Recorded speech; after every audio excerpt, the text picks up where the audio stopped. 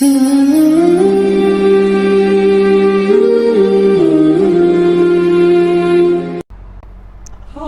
بات میں نے کہی تھی کہ بھائی ہم آپ کو نماز کے متعلق آگاہ کریں گے کہ آپ لوگوں کی نماز درست نہیں ہے.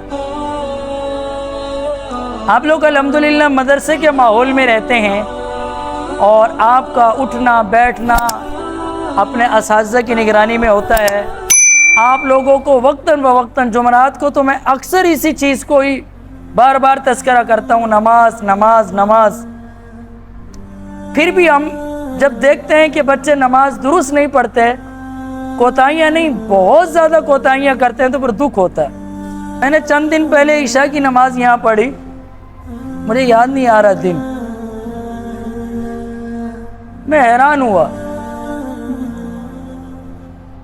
کہ مجھے یقین جانو میری نماز کی توجہ بھی آپ بچوں پر رہی. میرے سامنے پوری بچوں کی لائن لگی ہوئی ہے اور مجھے کوئی بچہ بھی سنت کے مطابق نماز پڑھتا ہوا نظر نہیں آیا. نماز میں بے تحاشا خارش بلا وجہ، رکوع سے اٹھ رہے ہیں تو بھی خارش، سجدے میں جا رہے ہیں تو جسم کے کسی نہ کسی حصے پر خارش. اور بعض بچے کو تو میں نے یہ بھی دیکھا سجدے میں جاتے ہوئے یہ کچرے کو یوں کر رہا ہے. اب بتاؤ یہ نماز سنت کے مطابق ہے؟ نماز کے اندر آپ کس کے سامنے کھڑے ہیں؟ کس کے سامنے کھڑے ہیں؟ کس کے سامنے کھڑے ہیں؟ یاسر پکی بات ہے، نماز کے اندر ہم کس کے سامنے کھڑے ہیں؟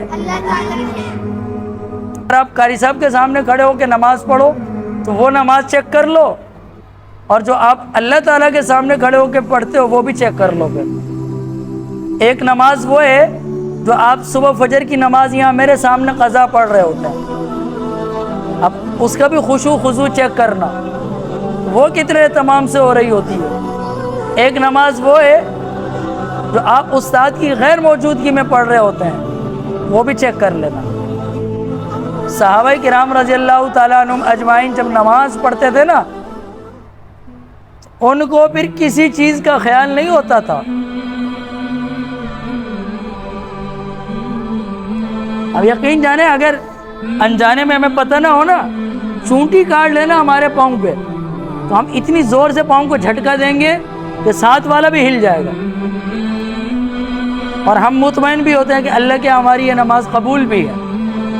صحابہ ایسی خوبصورت نماز پڑھ کے بھی ڈرتے تھے، اور نماز کے بعد پھر دعا الگ سے مانگتے تھے، یا اللہ ہم نے جو عبادت کی اس کو قبول بھی فرما. وہ اتنا فکر مند رہتے تھے. ہم ایسی بے دہانی والی کمزور سی نماز پڑھ کے مطمئن ہوتے ہیں. ابھی ایسے اللہ کے نیک بندے موجود ہیں. آپ یہاں ریونڈ میں چلے جائیں، تبلیغی مرکز ریونڈ میں،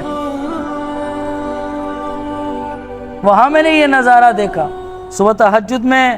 وہاں تو ایسا ماحول ہے کہ ماشاءاللہ اعمال اعمال اعمال. ایسے ایسے لوگ میں نے دیکھے تہجد میں، جب نماز کے لیے اللہ اکبر کی